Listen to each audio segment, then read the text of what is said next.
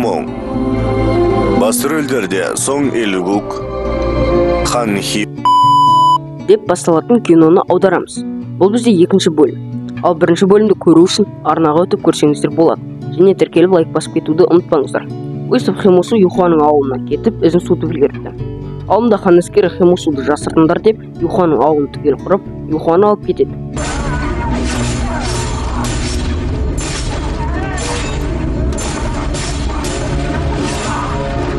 Кейін осы хабар Гумуаның да құлағына жетеді. Сцена Янтабальдың керуеніне ұсып, және Янтабаль Химусуға тамақ беріп, қонағындай сыйлайды. Ал сол жерде Химусу Хабек тайпасының қырылғанын естиді.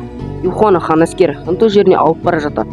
Осының бәрін Гумуа алыстан бақылап тұрады. Кейін кеш батып, барлық әскерлер демалып отырғанда, Гумуа өз ерлігін көрсетіп, Юхуаны алып қашып кетеді.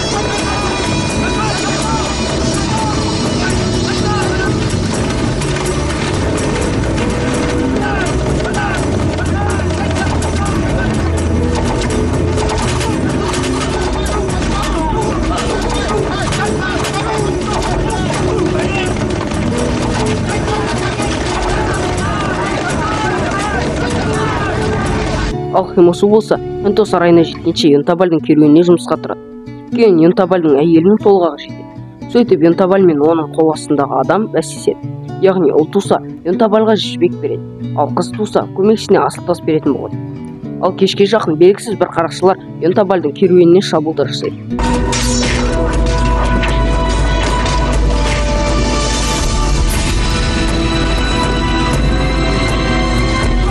Ал ерекше болып көзге түскен ол біздің Химусу.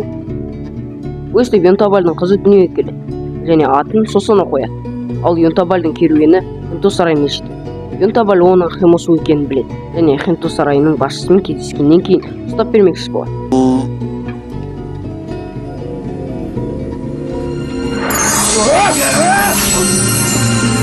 Бірақ ол бірінші рет жақсылыққа жақсылық істеп Химусуды ұстап бермеді, және босатып жіберді. Ал Гумуа болса, Юхуаны өз сарайына әкеліп, Юмиэлге әйел еткісі келетінін жеткізеді. Бірақ Юмиэл болашақта Юхуаның елге үлкен қауіп төндіретінін ескертеді. Және Химусу қайтадан Дамуль әскеріне оралады. Ал оны Гумуа болса, әкесімен жолығуға көндіреді. Және бұл сәтті болды. Яғни Пуюның ханы хан патшалығына қарсы соғысуға келіседі.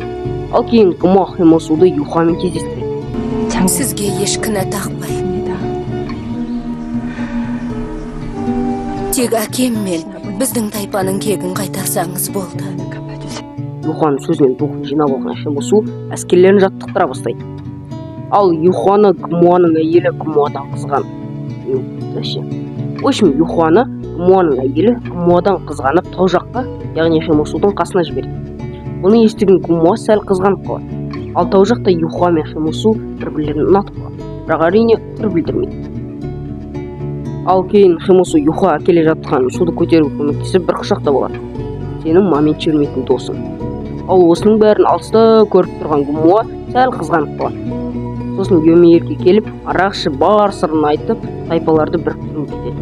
Ал Химусу Юхуаға келіп қытайлар жеңгесін сені әйелім етем деп уәдесін береді. Алында Юмиэл мен Будукбул аңға барып, Химусу қытайлар жеңсе өз патшалығын құрып, Пуюны тасталқанын шығарады деп ханның басына ұрды. Кейін Химусуға барып 1000 адам тұтқындап алып кетті деген хабар келеді. Бірақ халықты құтқаруға Гумуа мен Химусу бірігіп барамыз деген шешім қабылдайды. Бірақ Будукбул Гумуаға түнгі 2-де келсін деп өтірік айта салады. Яғни Химусудың өзін ғана өлтірсін деп. Ал Гумуа сол уақытта барса, Химусу бағына шығып кеткенін біледі. Сөйтіп түн болады, Химусу әз әскер қосып мені қырып тастаймын дейді де шабуылын бастап кетеді. Бірақ бұл құрылған тұзақ. Қарапайым халық кеміндегі адамдар хан әскері болып шығады. Сөйтіп екі жақта шайқастарын бастап кетті. Бұл бір құрылған қақпан. Және арттарынан болат сауыт келген әскер жетіп келіп, Химусуды найзасымен түйреп, тұтқындап алып кетеді. Кейін бұның бәрін Гумуа біледі. Сосын бұл хабарды Юхуа да естиді. Кейін Юхуа Хантоға қарай бағытталады. Алдында Химусудың екі көзін ағызып, өзін ағашқа іліп қойды. Сөйтіп Юхуа Химусуға сенің балаң бар деп айтайын деп жатырғанда, Гумуа оны алып қалып, кейін өзім құтқарып алам деп уәдесін береді. Осы жерден Ханзада Жумоңның 2-ші бөлімі аяқталады. Егер жақсы актив көрсетіп жатсаңдар, 3-ші бөлім шығарады. Жаттарды сүйіп жатыр.